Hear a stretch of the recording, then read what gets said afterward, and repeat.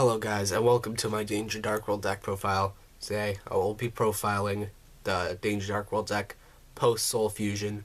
I did do the pre-Soul Fusion one pretty recently, but I quickly got the cards for Soul Fusion and I have them all for you today. So let's get right into profiling this deck for you guys. First we'll start off, also this isn't FDK, just need to mention that because I'm not an FDK player and I will never.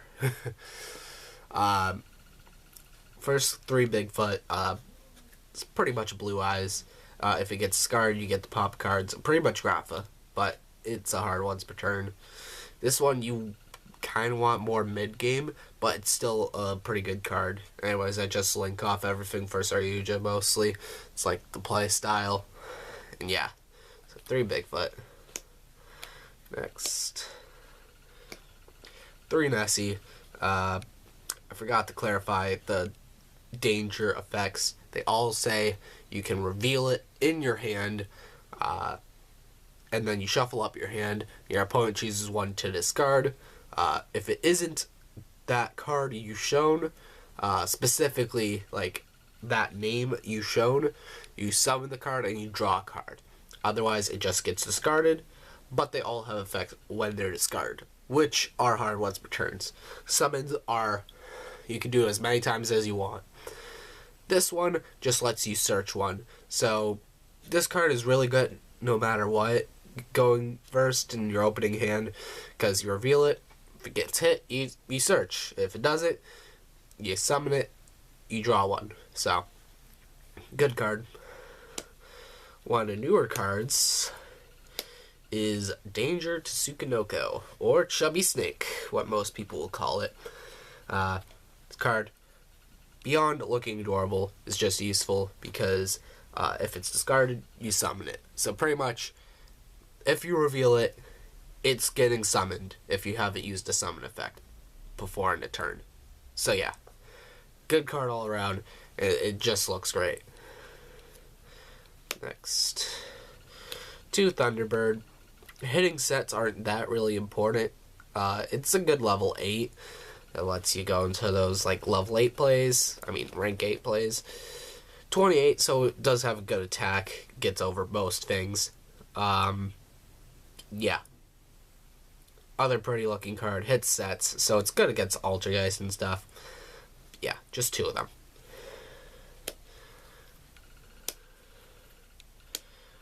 3 Chupacabra. This is not good to see multiple of an opening hand, and you just hope it doesn't get hit before one of your things goes to the grave. Just hope you'll have something before this card like resolves, because this card summons one from the graveyard, so it's useful. Gets you material for Saryuja. So yeah, doing that right. 3 Jackalope. This card summons one from deck and defense, so it doesn't just put a beater for you that's a little broken, but it's really good because if it gets discarded, you get to summon one. It's just amazing. This one I'm probably going to lower down. 3 Dogman. I did have a purpose of running 3.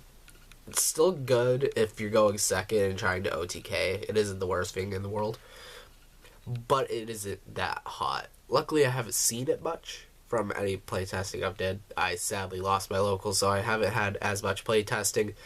I literally just played in like Winnamats and that stuff at like the latest regional, so that's my testing with it. But it hasn't disappointed me that much. But I'm probably taking away one of the playstyles I had before in the deck, trade of other stuff, and these will probably go with them.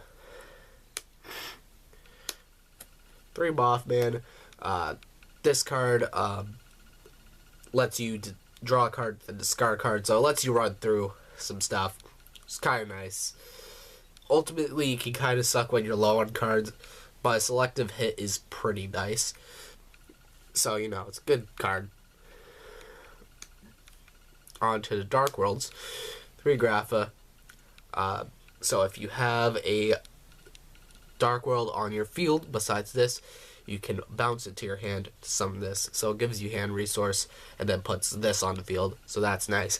And when it's discarded, you can pop a card and you can do as much as you want. So if you have millions of these in hands and you keep on discarding them, you can pop your whole opponent's field. So it's good in that light. It's the thing that lets the FTK do what it does. So let's hope Grandpa doesn't get hit, because it's still good even if it's not in an FTK. 3 Brow. I sadly don't have a secret one. This card, pretty much if it's discarded, you draw a card. So pretty much it self-replaces itself when it leaves. So it's good in that light. It's also a Darkworld name.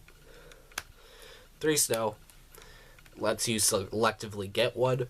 So it's a draw. It's a search for Darkworld cards, which can be arguably good or bad compared to Brow in certain situations. But this can be better than Brow in certain situations and really help you out. This one, which I kind of want to bump to 3, is Beige. Getting that special summon off this card is actually nicer than I really thought it was. So hopefully I can find another Ultra and then play it.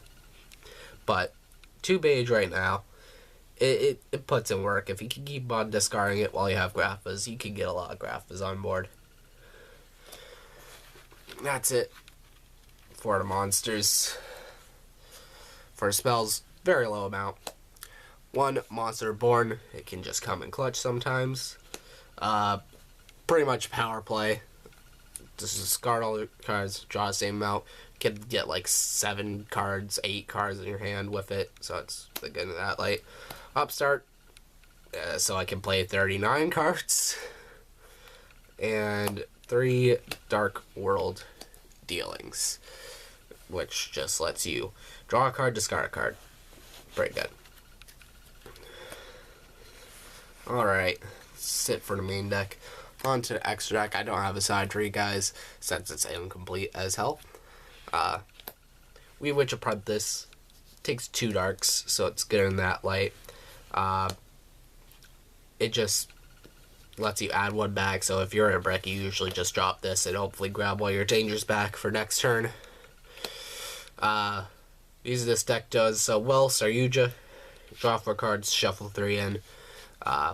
Want to play 2 of this in the deck, actually, because I've actually been in a situation where I'm like, wow, I want to go double Saryuja and keep on going with my turn. So this card's really good. Lets you do all your things. It lets pretty much you drop this and you toolbox. So Cleafort Genius, Great Fly, Link Spider, and Proxy Dragon. They're all tools to make Saryuja when you go first and make this. I'm probably taking the Tomahawk strategy out of this deck, but these are tools you need. So if you want to play the Tomahawk strategy, play all these in here. If you don't have to play them. And you probably won't play them. Borlow Dragon, it's just a good card. I should put Boral Sword, but I haven't, so put it in for there if you take off the Tomahawk. Vine Dragonite Felgrand. This is a card I just really like for some reason. It's pretty much an effect veiler. It's just effect veiler at any point, but you can use it on your own cards, right? Because none of your cards really have that great of effects unless they're coming from the extra deck.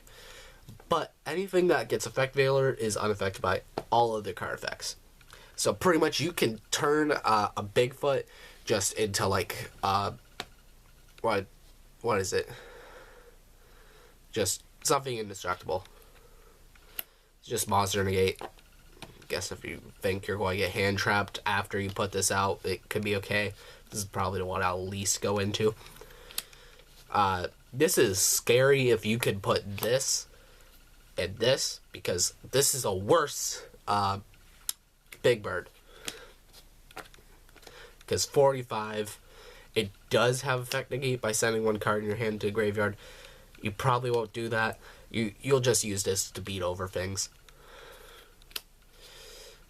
38 not Tomahawk, Titanic Galaxy, Spell Negate. So it's okay against Sky Strikers. They can probably bait it out though, so you know, whatever. Flare Metal, burn your opponent. It's a nice thing. Put it down in end phase. Then time's called and you're like, oh, I can't play. Well, that's great. Draco Sack. It's a good old card that lets you pop stuff. I'm going to take this out. I thought it would be good against Sky Strikers since every like removal generally targets, but I've never used this against them. And in Galaxy Tomahawk, I may be taking this out. Take out the dog bands. Yeah, this is going to be a few changes I'll make with the extra deck. In main deck, I'll just change. Take out dog bands. Yeah, that's my Danger Darkworld deck. Hope you guys liked and enjoyed it, and I'll see you guys in the next video. Goodbye.